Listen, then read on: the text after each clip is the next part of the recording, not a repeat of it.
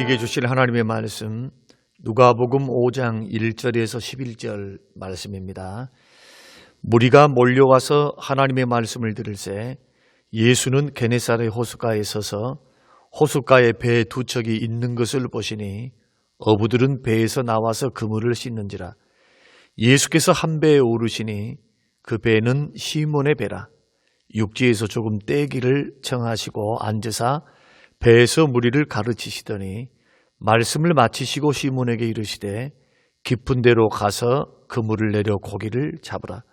시몬이 대답하여 이르되 선생님, 우리들이 밤이 새도록 수고하였으되 잡은 것이 없지만은 말씀에 의지하여 내가 그물을 내리리다 하고 그렇게 하니 고기를 잡은 것이 심히 많아 그물이 찢어지는지라. 이에 다른 배에 있는 동무들에게 손짓하여 와서 도와달라 하니 그들이 와서 두 배의 채움에 잠기게 되었더라.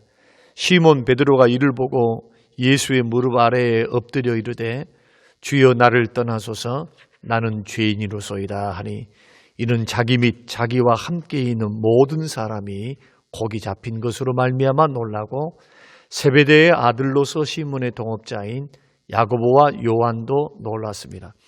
예수께서 시몬에게 이르시되 무서워하지 말라. 이제후로는 내가 사람을 취하리라 하시니 그들이 배들을 육지에 대고 모든 것을 버려두고 예수를 따르니라. 아멘. 고마우신 아버지 하나님, 오늘 우리에게 3개월 동안의 긴 기간 동안 순회복과 가족 전도를 위해 기도하게 하시고 또 그 날을 맞이하여 모여 예배할 수 있도록 은혜 주신 것 감사합니다. 영상을 통해서 또 참석해서 예배하는 우리 새로운 식구들, 우리의 가족들, 생명의 주님을 만나 예수 믿고 구원받고 베드로가 변화되고 새로워졌던 것처럼 변화되고 새로워지고 축복된 인생을 살아가실 수 있도록 하나님 우리 모두에게 은혜를 베푸시고 특별히 오늘 처음 나오신 분들에게 한량없는 은혜를 더해 주시며 깨닫는 은혜를 더해 주시옵소서. 감사드리며 예수님 이름으로 기도합니다. 아멘. 오늘 이 자리에 나오신 모든 분들을 주의 이름으로 환영하고 축복합니다. 우리 성림교회가 3개월 동안 우리 전도 대상자, 사랑하는 사람, 가장 아끼고 사랑하는 가족과 친구와 이웃들을 우리가 대상으로 해서 3개월 동안 우리가 기도하고 우리가 준비했습니다. 여러분의 이름을 가슴에 품어가면서 3개월 동안 새벽 예배하면서 기도하면서 여러분을 예수 믿게 또 복받도록 또 인도하도록 이렇게 마음을 모았습니다. 오늘이 그 날의 마지막 날로서 우리가 함께 예배를 드리고 우리가 교제하게 되었습니다. 사정상 영상을 통해서만 또 저를 만나고 예배를 드리는 분들이 계실 줄로 압니다. 여러분에게도 큰 주님의 은혜와 구원 주시는 은혜, 변화되는 은혜, 복받는 은혜가 여러분 가정과 여러분의 심령 속에 임하시기를 주의 이름으로 축원합니다. 그리고 3개월 동안 준비하신 우리 모든 성도님들의 그러한 노력, 마음을 모으고 기도와 정성을 모았습니다. 여러분들의 그 노력을 우리 주님께서 기쁘게 받으시고 선한 열매로 갚아주실 줄로 믿습니다. 여러분 헤밍웨이라고 하는 소설가를 잘 아시죠? 그가 노인과 바다라고 하는 소설을 썼습니다. 그 소설의 내용은 이렇습니다. 소설의 주인공인 노인인 산티아고라고 하는 노인이 먼 바다에 나가서 높은 파도와 풍랑을 이기고 84일 동안 사투 끝에 말린이라고 하는 커다란 물고기를 잡았다는 이야기입니다. 84일 동안 이 고기를 잡기 위해서 얼마나 분투했겠습니까? 적은 날이 아니죠. 먼 바다 나가서 84일 동안 그는 공치는 날이 더 많았습니다. 그런데 84일 만에 결국 큰 물고기를 잡고 금이 환영하는 마음으로 그 물고기를 배 돛담배 옆에 밧줄로 매달고 기쁨과 감격 속으로 항구로 돌아오고 있었습니다. 그런데 돌아오는 도중에 피냄새를 맡았던 상어떼들의 공격을 받습니다. 이 산티아고 노인은 84일 만에 잡은 물고기이기 때문에 얼마나 소중했겠습니까? 그 물고기를 지키기 위해서 막대기로 상어떼들을 쫓아내고 처절하게 싸웁니다. 그리고 마침내 항구로 돌아옵니다. 그런데 이 광경을 멀리서 항구에서 바라보고 있었던 그런 항구의 마을 사람들이 있었습니다. 멀리서 산티아고의 그 돛담배, 저 조그마한 돛담배가 들어오고 있는 모습을 보면서 물고기를 잡았을까? 오늘은 물고기를 잡았을까? 생각하면서 쳐다보고 있는데 보니까 커다란 물고기 지느러미가 꼬리가 보이거든요. 꼬리가. 그래서 생각하기를 야, 큰 물고기 말린이라고 하는 큰 물고기 잡았겠구나 하고 모두가 다 기뻐하고 좋아했습니다. 그리고 항구에 모여들었습니다. 드디어 그 배가 산티아고의 배가 항구에 도착했는데 도착해서 마을 사람들이 보니까 모두가 경악하고 놀랐습니다. 왜냐하면은 상어떼의 공격에 의해서 몸통은 다 날아가 버리고 뼈하고 그리고 꼬리만 남아 있었기 때문입니다.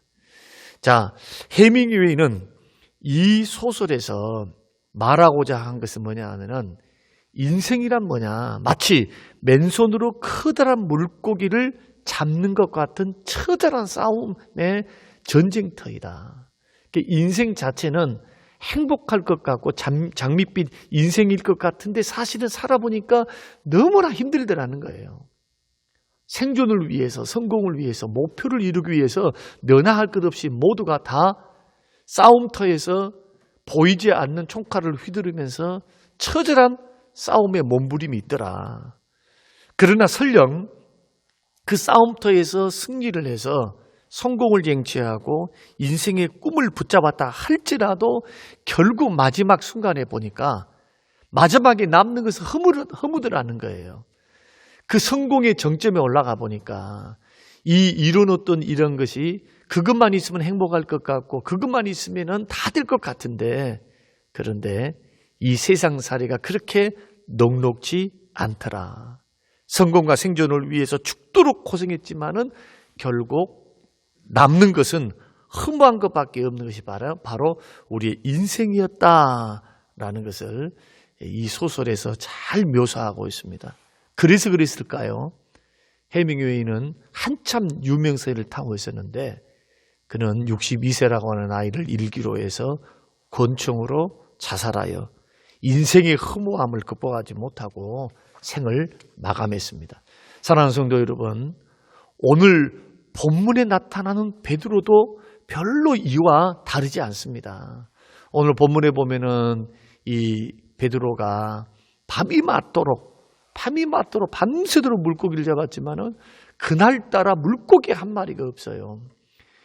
20년, 30년 동안 이 갈릴리 바다에서 그는 어부로서 살았기 때문에 바다에서 잔뼈가 굵은 사람이죠. 지식과 경험이 풍부한 사람이었습니다.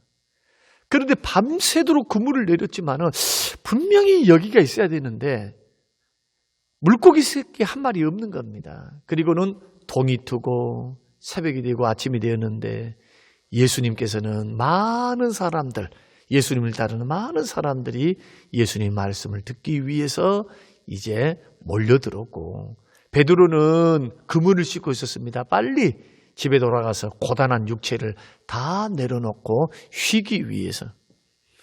그래서 우리가 이러한 성경의 모습을 보면은 이 베드로의 심정이 어떠했을까? 죽으라고 노력하고 죽으라고 생존을 위해서 먹고 살기 위해서 노력을 했지만은 결국 빈손밖에 되지 않는 고생밖에 남지 않는 아무것도 남지 않는 이것이 어쩌면은 우리들의 인생일지도 모릅니다. 이것이 베드로의 인생이었고 산티아고의 인생이었습니다. 우리들은 어떻습니까? 세상이라고 하는 이 바다에서 때로는 의욕에 차서 때로는 막 지쳐서 이번에는 성공하겠지. 이번엔 한 번쯤은 일어나겠지 하면서 실패와 성공을 반복하면서 넘어지는 것과 일어서는 것을 반복하면서 행여나 싶어서 성공의 그물, 소망의 그물을 다 던지고 끌어올리는 것을 반복하고 있는 우리들의 인생이 아닌가. 그러나 대부분의 사람들은 베드로처럼 산티아고처럼 밤새도록 수고했지만은 빈 그물을 거둬야 하는 좌절의 현실 앞에 서 있는 사람들이 얼마나 많습니까? 여러분, 코로나 시기 어떻습니까? 자영업자들, 중소기업, 소상공인들 절망 중에 있습니다. 소수의 사람들 빼놓고 소수의 업종을 빼놓고 모두가 죽겠다고 야단이죠. 마치 실패 속에 있는, 절망 속에 있는 산티아고와 베드로와 같은 그런 현상 속에 놓여 있는 것, 이것이 우리들의 인생일 수 있습니다. 그런데 반전 드라마가 일어났습니다. 해밍웨이의 소설에 나오는 인생의 산티아고는 비극으로 끝났지만은 베드로 이야기는 반전의 반전입니다. 해피엔딩으로 끝납니다. 그 차이가 뭐냐 하면은 축복을 주시고 변화를 주시고 은혜를 주시는 그 주님을 만났기 때문입니다. 여러분, 환경은 비슷합니다. 오늘날 우리가 살아가는 그 인생, 그리고 해밍웨이가 그렸던 소설 속에 노인과 바다라고 하는 소설 속에 그 인생, 베드로의 인생이 다 노력한 것대로 다 이루며 삽니까? 꿈이 다 이루어져서 노력해서 성공하는 사람의 인생은 그렇게 많지 않습니다. 우리 모든 사람들, 대다수의 사람들은 환경도 비슷하고 생존을 위해 투쟁하는 것도 비슷하고 세상살이 힘든 것도 마찬가지입니다. 그러나 구원의 주님, 생명의 주님을 내 삶 속에 모셔드렸는가? 그분을 만났는가? 그분을 거부했는가에 따라서 인생도 구원도 축복도 결정된다. 오늘 본문의 베드로가 그랬습니다. 베드로의 성공을 보십시오. 베드로의 성공은 결코 자기의 경험, 30년 동안 어부로서의 경험, 그리고 그의 지식, 바다를 아는 지식이 아니라 예수님을 만나서 예수님의 말씀에 의지했더니 한 마리도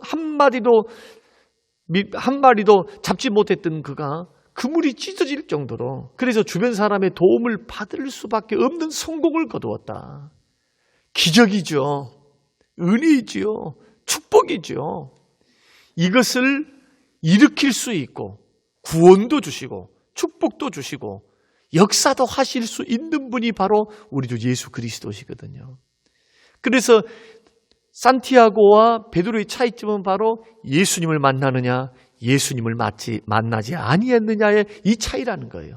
그 삶의 현장, 고독하고 생존 경쟁이 치열하고 절망과 실망이 많고 노력을 했음에도 불구하고 밤새도록 아무것도 얻을 수 없는 그러한 절망적인 상황 속에서 예수님이 계시는가? 축복의 주님, 구원의 주님, 은혜의 주님이 계시는가? 계시지 않느냐의 차이가 바로 이러한 차이라는 겁니다.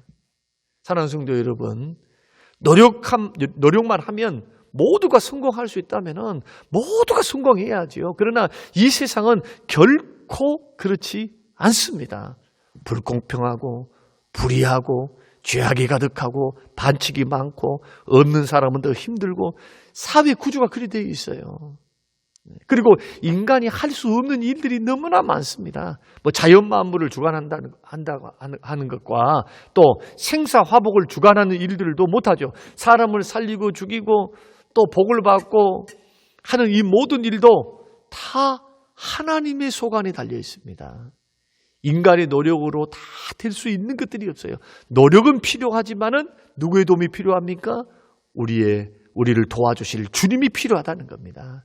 그래서 우리에게 죄악된 세상에서 우리를 구원해 주실 분, 실패에서 성공으로, 좌절에서 소망으로 우리를 이끌어 주실 분, 도우실 분, 나의 삶에서, 나의 사업에서, 나의 인생에서 막혀있고 닫혀있는 길을 열어주실 분이 누구냐? 바로 우리 주 예수 그리스도십니다. 사랑하는 성도 여러분, 오늘 처음 유튜브로 방송을 보고 계신 여러분, 혹시 여러분의 삶 속에 절망 가운데, 고통 가운데 해도 되는 일이 없는 상황 속에 있으십니까? 삶의 의미를 발견하지 못하고 50이 되고 40이 되고 50이 되고 60이 되었는데 참 인생이 허무하구나. 뭔가는 이루어진 것 같은데 그러나 인생의 허전함을 느끼고 계시다면은 그래서 마음에 만족이 없고 방황하고 계시다면은 우리 주님을 만나시기를 주님의 이름으로 축원합니다. 그럼 우리 주님은 언제 우리를 만나 주십니까? 오늘 본문의 말씀의 본문은 베드로를 주께서 언제 만나셨습니까? 절망 중에, 실패 중에, 낙심때에 나의 힘으로 도저히 안 될 그때 주께서 만나 주셨습니다. 밤새도록 물고기를 잡았지만 아무런 소득이 없을 때 여러분 그때 주님은 가장 가까이에서 우리를 만나 주십니다. 그러니까 내가 좌절하고 내가 절망하는 그때는 우리 주님이 절실히 필요할 때인 것뿐만 아니라 우리 주님이 만나 주시는 때입니다.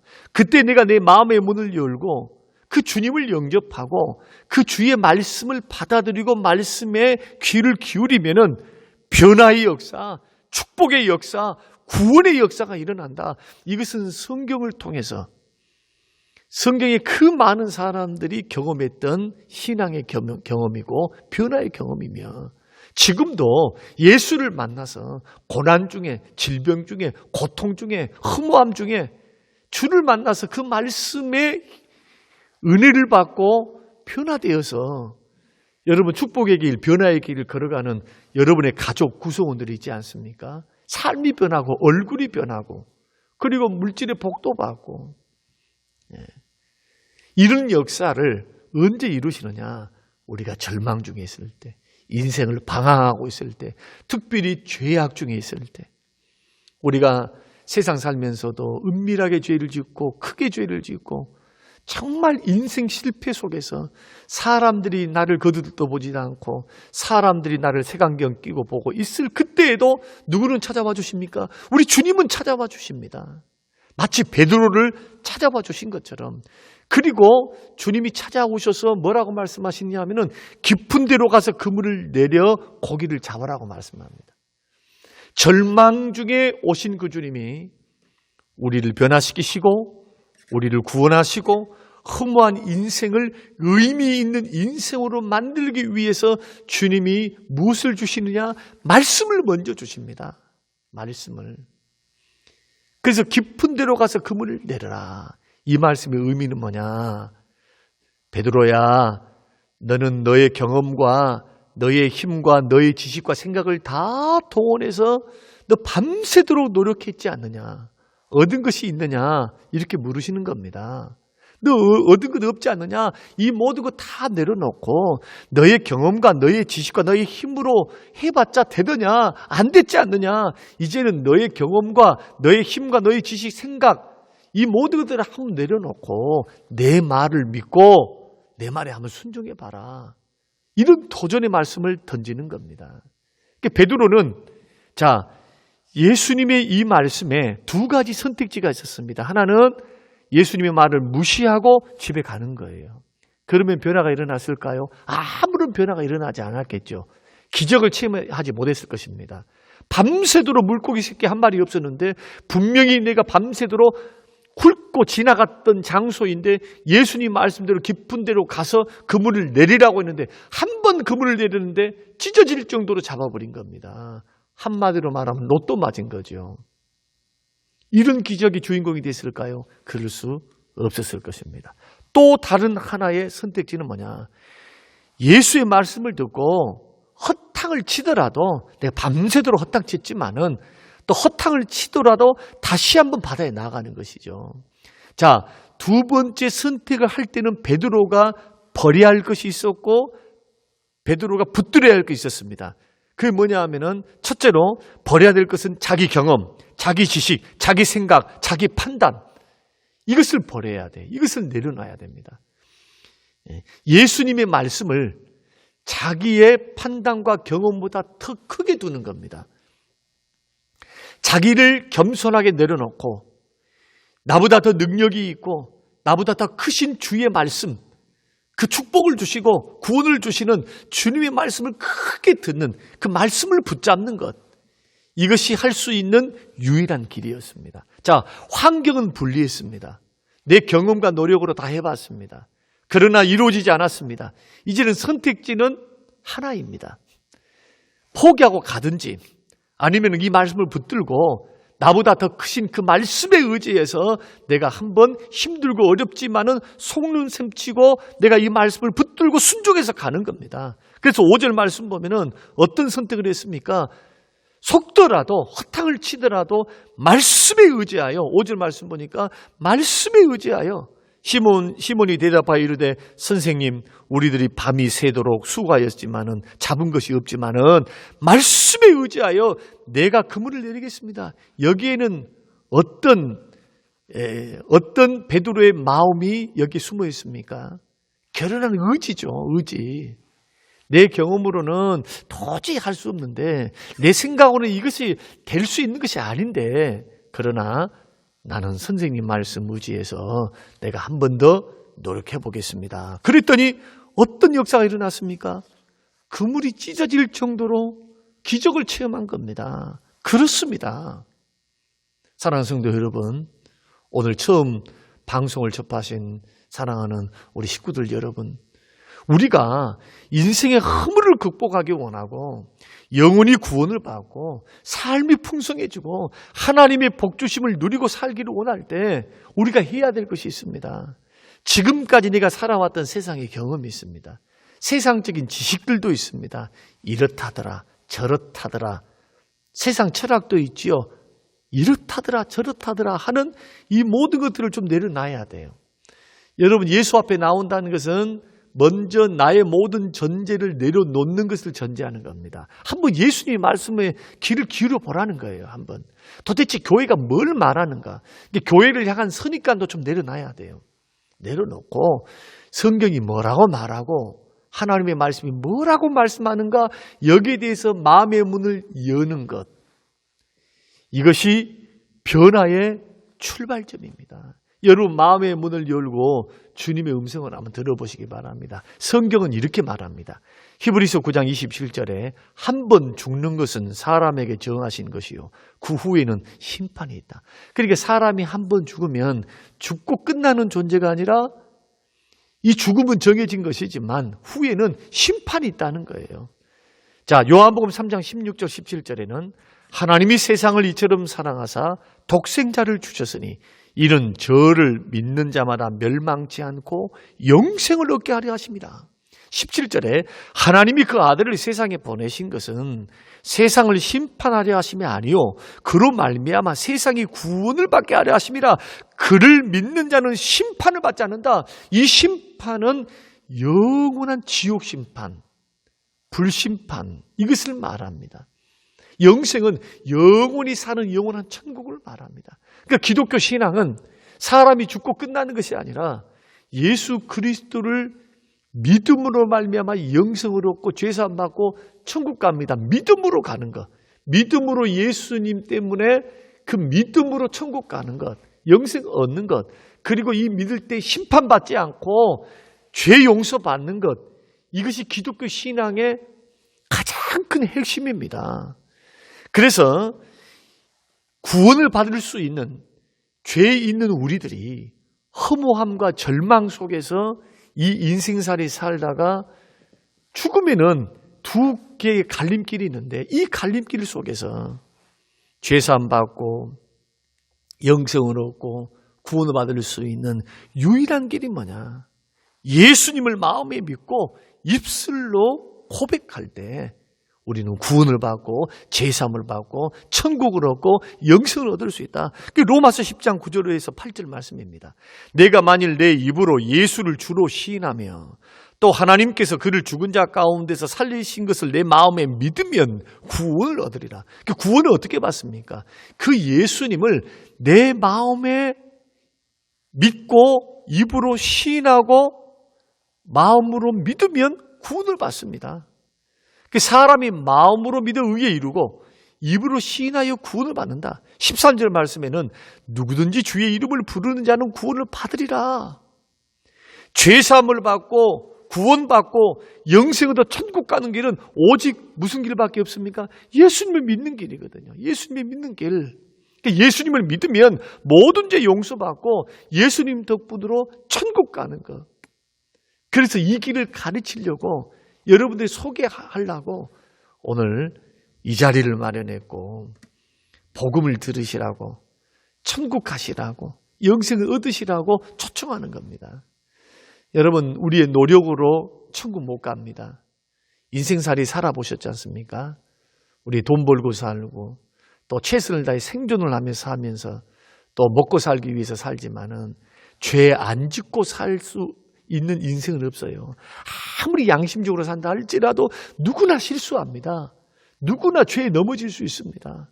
이 죄는 하나님의 축복을 가로막고 영원한 천국을 가로막습니다. 이 죄를 극복할 수 있는 길은 내 힘으로 안 됩니다. 흠도 없고 점도 없으신 예수님의 십자가의 보혈로만 가능합니다.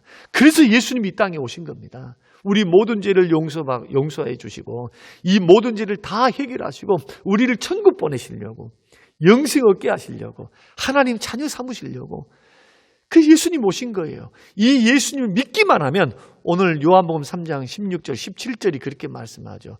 그를 믿기만 하면 심판받지 않고 영생을 얻습니다. 이런 주님을 믿어서 구원받고 영생 얻는 우리 모두가 되시기를 주님의 이름으로 축원합니다. 이 예수님을 여러분 믿으시고 마음으로 영접하시기를 바랍니다. 마지막으로 베드로처럼 고난이 축복으로 바뀌는 일, 이 땅에서도 삶이 잘 되기를 바랍니다. 그러기 위해서 뭘 해야 되는가? 영혼의 예수 믿는 길은 영혼의 구원을 받는 길이면서도 또한 예수를 잘 믿는 길은 이 땅에서도 복받는 길인데 우리는 베드로처럼 말씀을 의지해서 순종했을 때 복받고 삽니다. 자, 밤새도록 잡히지 않았던 물고기, 찢어지도록 물고기 잡았습니다. 어떻게 해서 기적을 보았습니까? 어떻게 해서 주님께서 기적을 베푸시고 물질을 주시고 은혜를 주시고 길을 열어주시고 사업의 복을 주십니까? 어떻게 했을 때? 예수 그리스도를 믿고 영혼을 구원받고 말씀에 순종했을 때 주님께서 기적을 베푸셨어요. 베드로가 한 것은 말씀에 의지해서 그 말씀을 믿고 신뢰함으로 순종한 것밖에 없습니다. 그래서 우리가 이 땅에서 고난이 축복으로 되는 놀라운 축복, 베드로처럼 기적을 체험하고 이 땅에서도 잘 되는 축복을 받기 위해서 해야 될 것이 뭐냐? 예수님을 믿고 난 후에 하나님을 섬기고 그 말씀대로 순종하며 사는 길입니다. 신명기 10장 12, 13절 말씀 보면은 이스라엘아 내 하나님 여호와께서 너에게 요구하신 것이 무엇이냐? 곧 내 하나님 여호와를 경외하여 그의 모든 도를 행하고 그를 사랑하며 마음을 다하고 뜻을 다하여 내 하나님 여호와를 섬기고 내가 오늘 내 행복을 위하여 내게 명하는 여호와의 명령과 규례를 지킬 것이 아니냐. 오늘날 너의 행복을 위하여 그랬습니다. 축복을 위하여, 잘되기 위하여, 행복하게 복받고 살도록 하기 위하여 하나님 말씀 잘 순종하며 주님 섬기고 살아라고 말하고 있는 것입니다. 그렇습니다. 우리 모두는 다 힘들고 고단한 세상살이 또 남는 것이 별로 없는 결국 빈손 들고 빈손 가지고 우리는 다 하늘나라 갑니다. 그래서 인생의 허물을 느낄 수밖에 없어요. 한평생 살아오는 것 뭐 특별한 것 같아도 사실은 짧은 인생을 살아가는 것입니다. 이 인생을 살아갈 때 여러분 영혼도 구원을 받고 삶의 축복도 받을 수 있는 비결, 그 비결이 바로 예수 그리스도를 믿는 길, 그리고 예수님을 섬기면서 정기적으로 예배를 참석하시면서 하나님 말씀을 배우면서 그 말씀대로 바르게 믿고 바르게 살아가면 주께서 영육이 복받도록 주님께서 역사하시고 은혜를 베풀어 주십니다. 누가 그랬습니까? 베드로가 그랬습니다. 여러분 결론적으로 해밍웨이는 이 모든 인생의 허무함은 잘 관조했죠. 인생이 살아보니까 인생이 전쟁터였다. 참 치열했다. 참 쉽지 않다.